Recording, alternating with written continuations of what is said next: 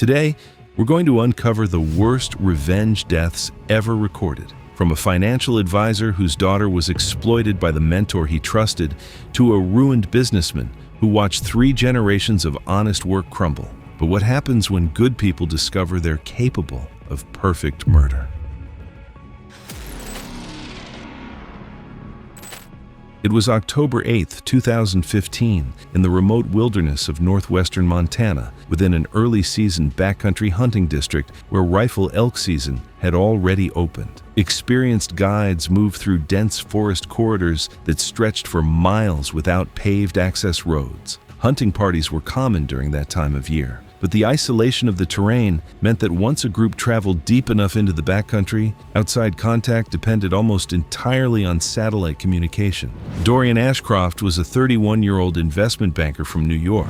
Civil records later referenced multiple internal complaints tied to inappropriate workplace relationships during his tenure at a financial firm. Octavius Whitmore, a 53-year-old former financial advisor, had previously known Dorian through professional circles. His 19-year-old daughter had interned at the same firm. During that internship, Dorian initiated a relationship with her that eventually resulted in pregnancy. Records later indicated she struggled to find new work after leaving the firm. Medical documentation showed she received treatment through low-cost community clinics where complications developed during the pregnancy. She later died while receiving care at a public medical facility, with the medical examiner listing pregnancy-related complications as the cause of death. Following her death, Octavius relocated to Montana and began working as a hunting guide. Licensing records confirmed he possessed extensive outdoor experience and familiarity with backcountry terrain. Months later, Dorian booked a guided hunt through an outfitter service that subcontracted to Octavius's operation. Booking paperwork suggested Dorian was unaware of the personal connection between them. On October 11th, the two men traveled roughly 12 miles into a forested area known for elk movement, using pack horses supplied through the outfitter to transport gear into the backcountry camp. Terrain reports described uneven elevation, fallen timber, and limited lines of sight between ridges. As daylight began to fade at approximately 4:45 p.m., Dorian moved ahead to examine fresh tracks near a fallen log. Moments later, a rifle shot echoed through the trees. The round struck him from behind at a downward angle, consistent with a shooter positioned on slightly elevated terrain. Investigators later noted that the topography matched the firing position Octavius described in his confession. Octavius placed a satellite phone call at 4:52 p.m., reporting that he had heard a shot and believed another hunter may have accidentally discharged a weapon. Due to distance and fading light, search and rescue teams reached the location the following morning. Dorian was pronounced dead at the scene. Investigators initially classified the incident as a hunting accident caused by an unknown party. The recovered bullet matched common calibers used by hunters in the region, and early trajectory analysis did not immediately rule out an accidental discharge. Octavius stated that his own rifle had been fired earlier in the day during an unsuccessful attempt to shoot an elk, and no immediate physical evidence contradicted his explanation. 6 months later, Octavius contacted local law enforcement and requested another interview. During questioning, he provided a full confession, stating that he had deliberately guided Dorian into a remote location and fired the fatal shot himself before staging the scene to resemble an accident. According to his recorded statement, he had spoken with a religious counselor before deciding to come forward. Ballistic re-examination conducted after the confession aligned the bullet trajectory with Octavius's admitted firing position, supporting the revised conclusion that the shooting had been intentional rather than accidental. Authorities arrested Octavius and charged him with first-degree murder. Court proceedings focused on the planning involved in selecting an isolated hunting zone and the delayed admission of responsibility. He ultimately entered a guilty plea in exchange for removal of the death penalty as a sentencing option. The court sentenced him to life in prison without the possibility of parole, formally closing the investigation and reclassifying the incident as a deliberate act of revenge carried out under the appearance of a hunting accident. Octavius's confession had brought him peace, but cost him his freedom forever. Meanwhile, in Florida, a marine mechanic's quiet life was about to be shattered by a reckless boater's arrogance. It was March 15th, 2017, in a private marina along Florida's Gulf Coast. The sun was setting over calm waters as weekend boaters prepared their vessels for another day on the water. Cassius Pembroke was a 34-year-old real estate developer who owned a 40-foot speedboat. He had received multiple warnings from marina staff about reckless driving, but used connections with management to avoid formal citations on at least 3 occasions. Bastian Cromwell was a 41-year-old marine mechanic who had worked at the marina for over 15 years. He had an 8-year-old son and cared for his elderly father, often taking both fishing on weekends. On Memorial Day weekend, Cassius operated his speedboat at high speeds in a crowded channel, weaving between smaller vessels. His wake caused Bastian's small fishing boat to capsize, throwing his son and father into choppy water 40 yards from the nearest dock. Bastian dove in immediately, but couldn't reach them in time. Rescue boats arrived within 8 minutes. Both had drowned. After 18 months of legal proceedings, Cassius pleaded to reduce charges of negligent operation and received probation, community service, and a temporary boating license suspension. The civil settlement was sealed.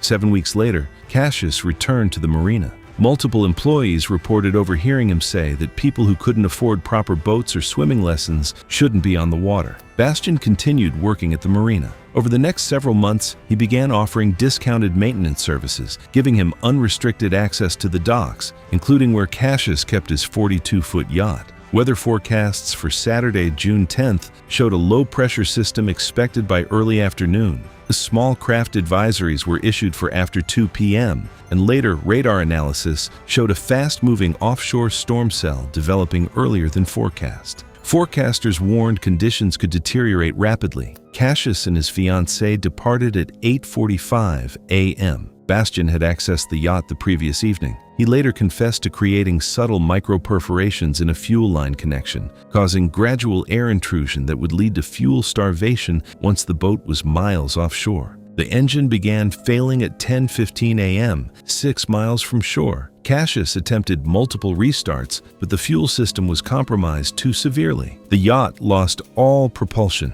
Weather conditions deteriorated rapidly. Wind speed increased from 12 miles per hour to 28 miles per hour within 20 minutes. Without engine power, the boat became uncontrollable. At 10:35 a.m., an 8 to 10 foot wave struck the yacht broadside in beam seas, causing it to roll sharply. Both occupants were thrown overboard. Neither wore a life jacket. The yacht's swim platform was damaged and partially submerged during the roll. The hull drifted downwind at approximately 2 knots, moving away from them. Water temperature was 74 degrees. Waves reached 6 to 8 feet. A second wave struck 3 minutes later, separating them by 40 to 50 feet. Wave action, wind drift, and the yacht's movement made swimming back impossible. A passing fishing vessel spotted Cassius 12 minutes after he entered the water. They reached him at 10:52 a.m.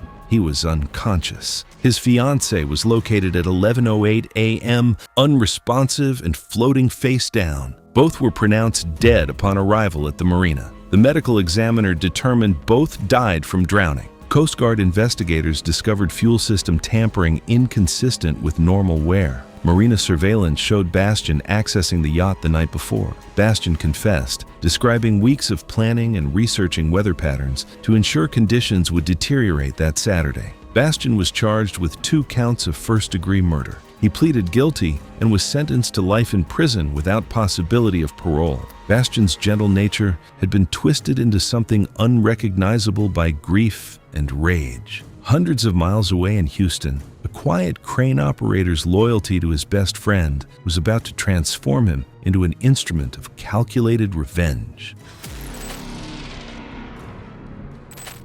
It was August the 22nd, 2016, at a mid-rise construction site in downtown Houston. The afternoon heat was oppressive as workers moved between the partially completed floors of what would become a luxury office building. Maximus Harwick was a 29-year-old construction foreman who had been promoted beyond his experience level due to family connections. Site records documented multiple safety violations under his supervision and frequent complaints from experienced workers about unsafe conditions. Alaric Aldridge was a 36-year-old crane operator with 15 years of experience and a spotless safety record. His closest colleague was Miguel Santos, a scaffolding specialist who had worked construction for over 20 years and was known for documenting safety concerns in writing. On a Tuesday afternoon, Maximus ordered Miguel to work on scaffolding that hadn't been properly inspected or secured. Miguel had documented concerns about the structure's stability in an email sent that morning. Maximus responded by threatening termination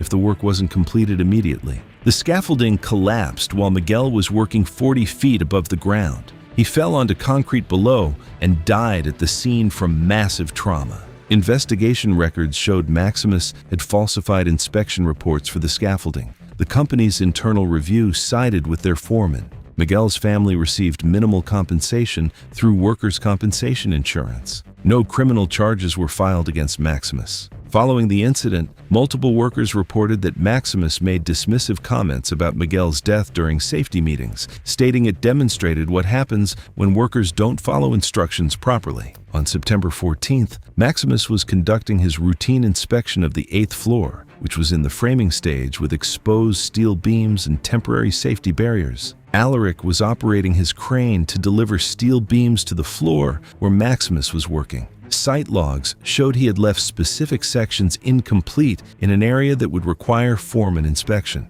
At 2:15 p.m., Maximus was standing approximately 3 feet from a temporary guardrail barrier examining work in the incomplete section. The barrier consisted of horizontal steel pipes attached to vertical posts with clamp fittings. Site inspection records from 2 weeks prior had documented loose fittings in this section, but deferred corrective action, a decision investigators later identified as a significant fall protection violation. Alaric initiated a controlled swing of a 1-ton steel I-beam across the building face, suspended by crane cable approximately 12 feet from the building's edge. As the beam traveled horizontally, a brief side load developed when the cable shifted and wind caught the suspended steel. With Alaric's view partially obstructed by structural columns, the beam drifted off its intended path. At approximately 2:16 p.m., the beam clipped the building's edge near Maximus's position, transferring lateral force into the temporary barrier. The loose clamp fittings that had been documented weeks earlier failed immediately, and the horizontal pipe separated from its posts. Maximus had been leaning against the barrier. As it gave way, he lost his balance and fell backward through the gap. He fell 8 floors, striking a steel beam on the 6th floor and a temporary platform on the 3rd floor before hitting concrete below. Emergency services arrived at 2:23 p.m. Maximus was pronounced dead at the scene. A comprehensive workplace fatality investigation was initiated. Video evidence showed Maximus had been standing in the impact zone for approximately 4 minutes before the beam was moved. Site protocol required radio clearance from a designated signal person before moving loads near active work areas.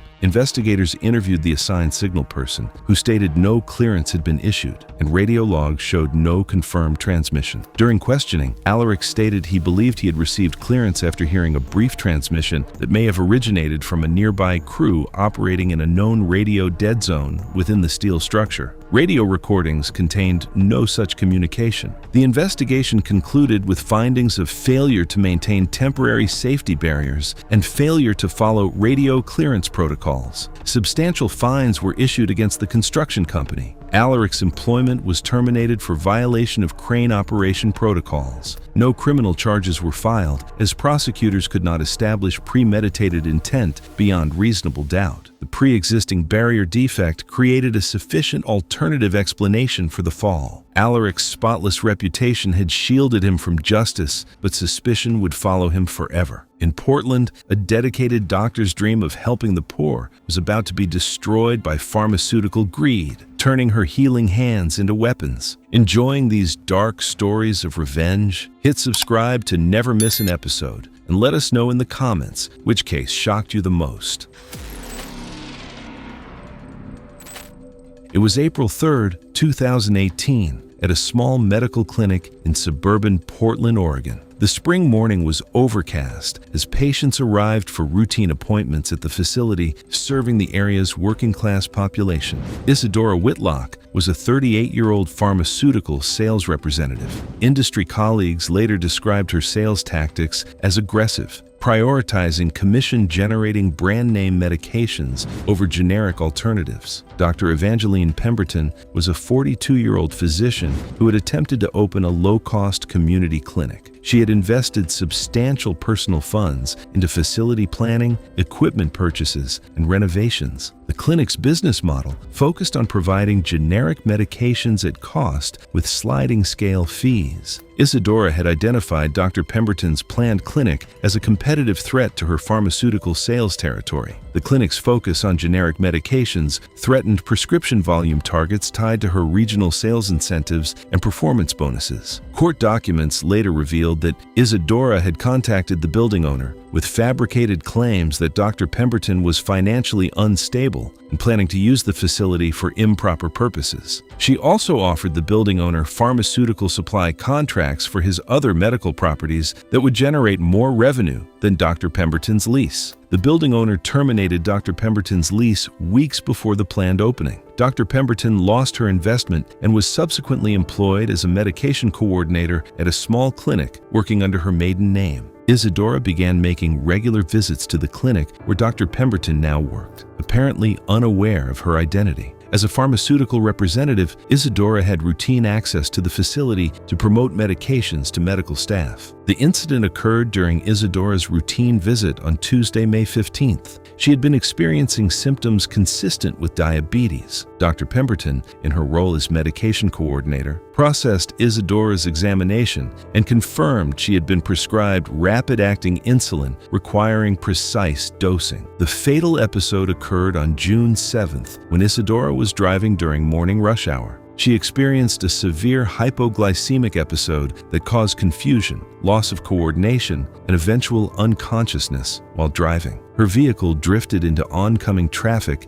and collided with a delivery truck at 9:30 a.m. Emergency responders found Isadora unconscious with severe trauma and critically low blood sugar levels. She was pronounced dead at the hospital. The medical examiner determined the cause of death was massive trauma from the collision, with contributing factor of severe hypoglycemia. Blood toxicology revealed extremely elevated levels of fast-acting insulin in her system, inconsistent with her prescribed medication and dosage. The concentration indicated administration of a rapid-acting insulin formulation inconsistent with her prescribed type and dosing schedule. Investigators examined pharmacy records at the clinic. The medication tracking system showed Dr. Pemberton had accessed the controlled substance storage area on multiple occasions when she was not scheduled for medication coordination duties. Security footage revealed her accessing the medication storage area associated with Isadora's prescriptions on 3 separate dates over a 3-week period. Pharmacy inventory records showed discrepancies in fast-acting insulin stock that coincided with the dates Dr. Pemberton had accessed the storage area.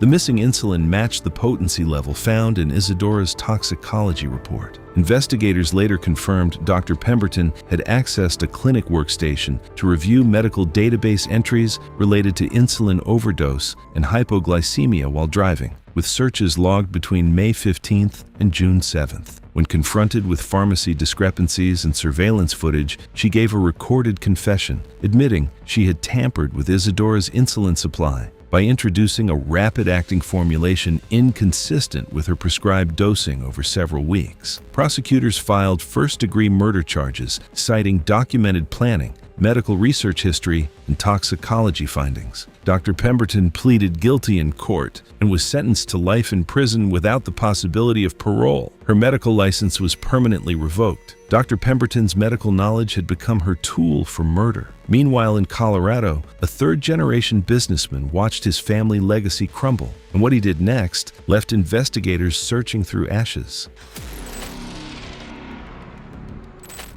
It was November 18, 2017, in a quiet suburban neighborhood in Colorado Springs, Colorado. Cold autumn air settled over rows of single-story homes as families gathered indoors for the evening. Evander Fairfax, a 42-year-old insurance investigator, had built a reputation for authority within his field, but internal complaints later revealed a pattern of falsified inspection reports and manipulated claims. Investigators would eventually document how he leveraged his position to benefit businesses tied to friends and relatives, often targeting smaller competitors with fabricated safety violations. victims. One of those targets was Leander Blackthorne, a third-generation construction company owner known locally for dependable work. His family's business had survived decades of economic shifts, but during a competitive municipal contract bid worth over $2 million, Evander filed damaging reports alleging fraud and unsafe practices. Witnesses later testified that several claims were supported by falsified documentation. Legal fees and lost contracts forced Leander to sell the company below market value. Not long after, his elderly father suffered a fatal heart attack following the collapse of the business. When Evander's brother-in-law won the municipal contract and Evander received a promotion, Leander began studying his former adversary's routines, using his background in construction and electrical work to plan retaliation. On December 5th, Evander remained alone in his home office while preparing for a case review. Weeks earlier, investigators later determined Leander had entered the residence posing as an independent contractor responding to a minor electrical service request. Security cameras captured him near the property during that period. Fire investigators would later conclude that a high-resistance connection had been intentionally introduced into the office wiring, allowing heat to build gradually without immediately tripping circuit protection. The office smoke detector was also found non-functional. That evening, electrical arcing developed within the altered wiring, igniting nearby materials inside the office walls. At first, the fire remained hidden, producing smoke that accumulated rapidly in the enclosed room. As conditions worsened, visibility dropped and toxic gases filled the space within minutes. Investigators determined that the office doorway became impassable as flames intensified. The window appeared unobstructed, but its internal crank mechanism had been jammed, preventing it from opening. Without early alarm warnings, Evander remained unaware of the danger until escape routes were already compromised. Neighbors noticed smoke only after the fire had grown beyond control. By the time emergency crews arrived, the environment inside the office had become fatal. Fire analysis revealed deliberate electrical tampering inconsistent with accidental failure. Surveillance footage placed Leander near the property days before the incident, and purchase records showed a specialized electrical component used in the modification had been obtained through an inactive account linked to his former company. During interrogation and later court testimony, he admitted responsibility for altering the wiring system. Prosecutors argued that the modifications demonstrated premeditated intent to cause a deadly fire while masking the act as an accident. Following a month-long trial, Leander was convicted of arson and murder. Character witnesses described his previously spotless reputation, but forensic evidence and his own admission established the sequence of events. He received a life sentence, bringing the investigation to a close and ending a case that investigators later described as a calculated act of revenge hidden within the appearance of an electrical accident. Thanks for watching. If you like these stories, click here.